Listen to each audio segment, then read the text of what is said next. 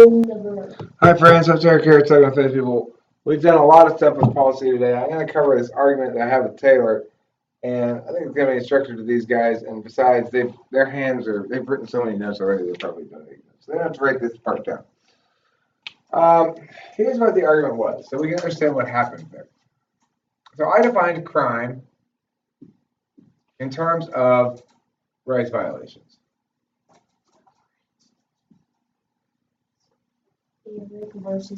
It doesn't matter what the original argument was about. We didn't get very far in it. We didn't get past my definition. So I define crime as rights violations. But I didn't define it as that per se. I used this to mean this.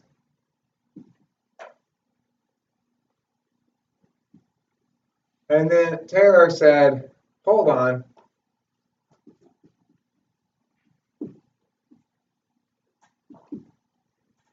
That's a made-up definition. Or it's not what people normally mean. Where are you going? Go ahead. Do what you gotta do. That's a made-up definition and not what people normally mean by crime. He then presented a preferable alternative, as he should have, given the fact that he was critiquing my definition, and he gave Merriam-Webster's dictionary definition.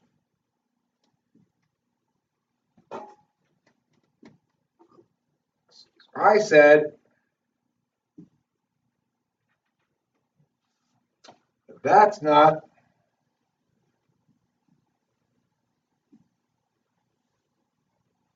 a good definition, or at least we shouldn't prefer yours.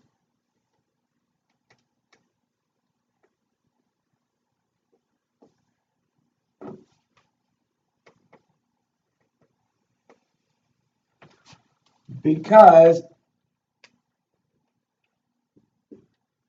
it would include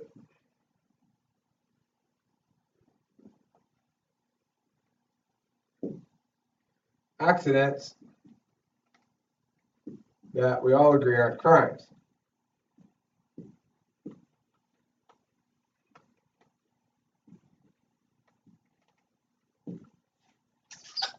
Now, notice his definition, his explanation of what makes up why my definition is not a good definition is that it's not how people normally mean the word crime. I said, well, your definition, so I said your definition is not, if we use that definition, then it's not how people normally use the word crime because it includes accidents, and those clearly are not crimes. In fact, to be a crime, something must be distinct from an accident. It could be an accident and a crime, concurrently, depending on the nature of the details, but there are certain accidents that definitely are not crimes that would have been covered by the definition. So we kind of had a similar warrant. My point here was, he said, well, regardless, most people, when they use the word E,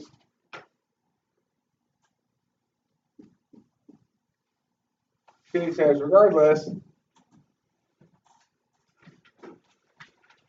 most people think of crime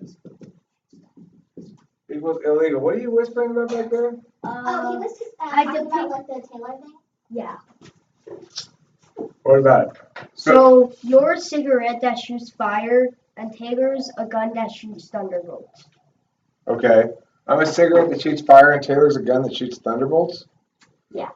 Okay. I seem to be at a bit of a disadvantage here, Henry. No, don't worry. They're like It- 2-inch lightning bolts. Okay. 2-inch lightning bolts, huh? Yeah. All right, good to know. Some people think a crime equals illegal, means against the law, equals against the law.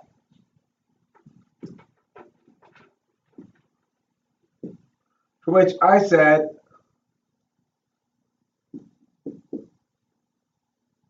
that's why we should use my definition, because normally people are using the word wrong. People aren't saying anything meaningful.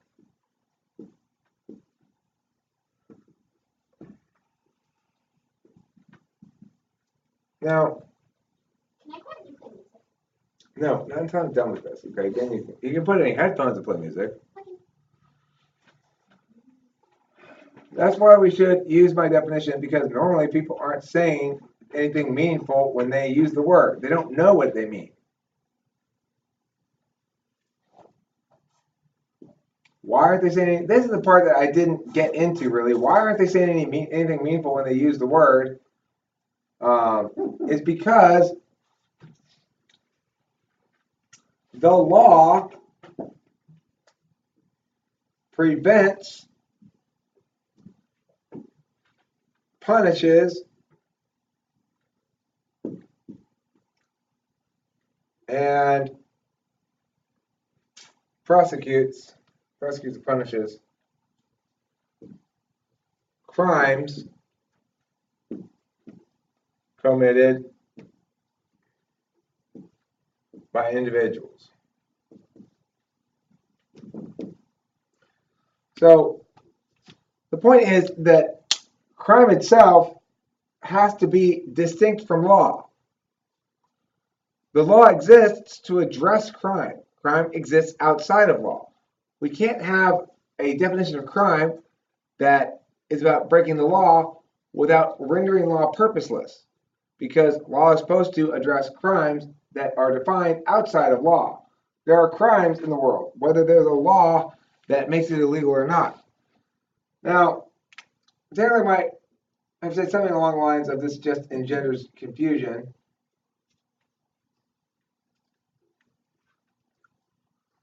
Or that it doesn't matter because it's the concept of a crime versus the word as it's normally used, and we should use it as normally used for communicability. But my whole point is that people don't use it to mean anything.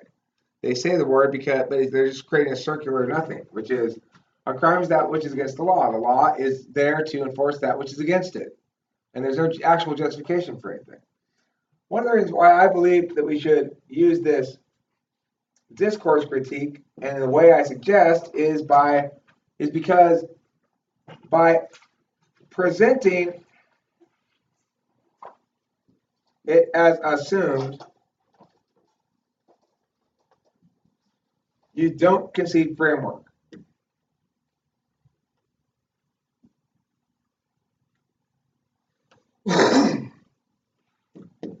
I'm not going to use the word crime incorrectly because I hamstring myself later. So I want to make sure that when I use the word crime, I'm referring to rights violations. Why? Because to the extent that people use the word crime to refer to non-rights violations, using crime as synonymous with illegal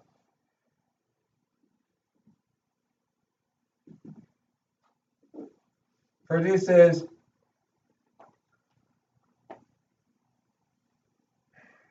a situation where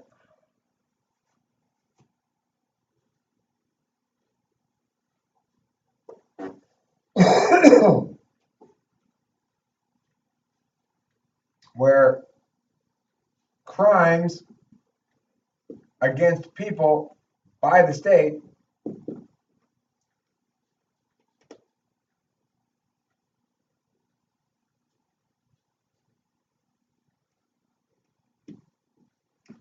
are legitimized and rendered legal.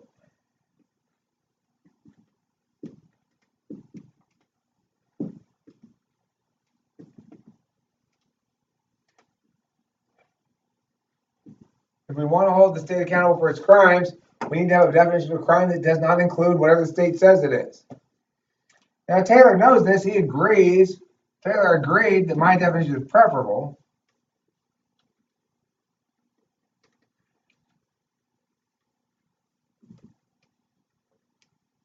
But wisely, correctly points out that he didn't use the word. Basically, his final argument before we ended our last argument was, but then why? Then how? Why do we decide on a definition? Basically, it was saying you're being arbitrary, Eric. You're saying, well, because I feel like using my definition of crime in this particular line of argumentation, I'm just going to use it and not going to define it ahead of time. I'm not going to explain how, even though it's contrary to what most people think of being a crime, I'm going to just use it like that. But my point is that if I use it any other way, I'm actually being contradictory.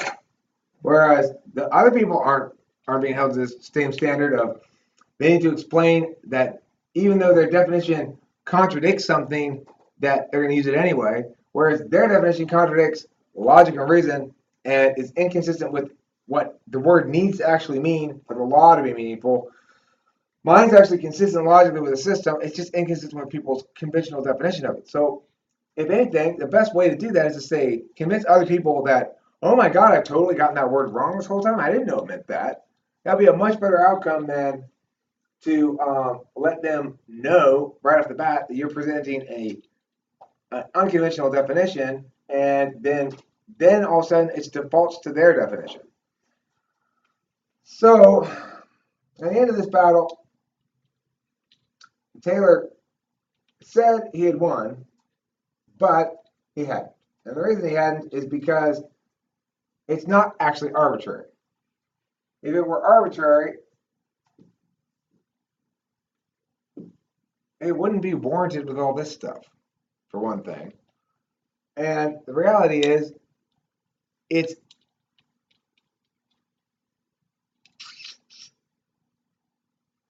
the best way. It's the best way to promote the non-arbitrary. It's these other definitions that are arbitrary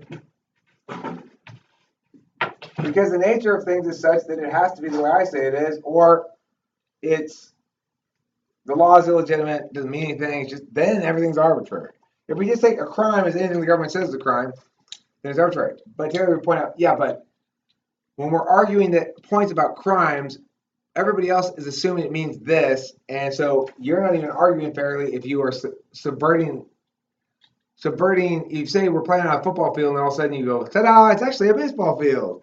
Then that's not fair in some regard.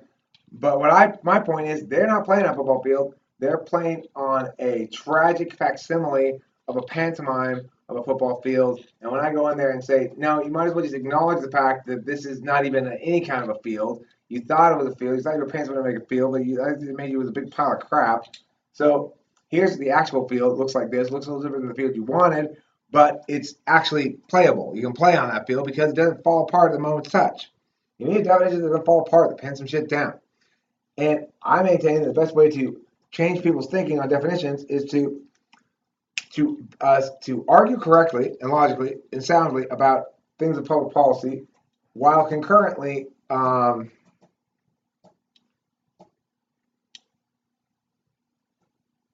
expecting the other to be capable, expecting your other to understand as well as you do as a presentational strategy, because then they have an opportunity to either step up to the plate and understand or to fail.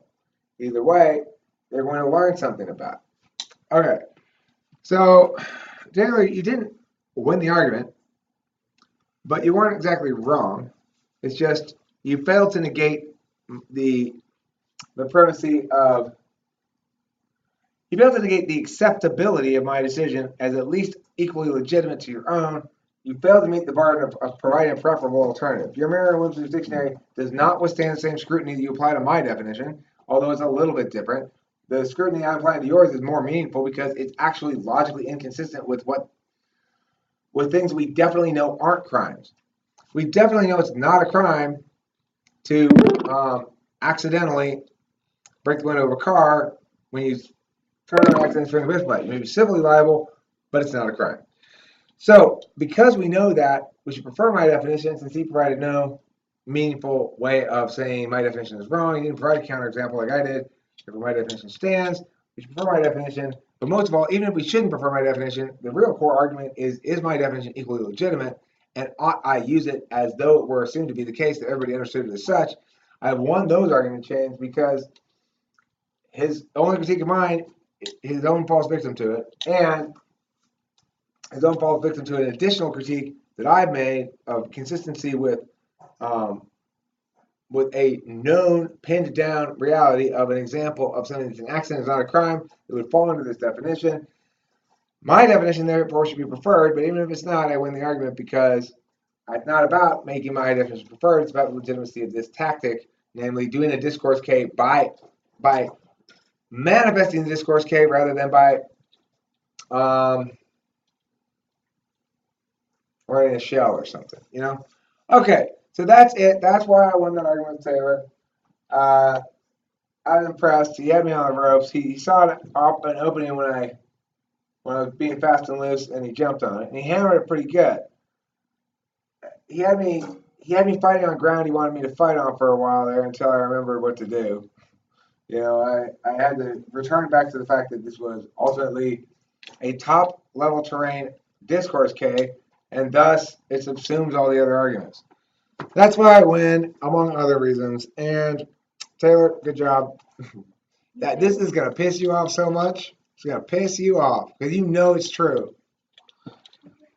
Ain't nothing you can do about it, homie.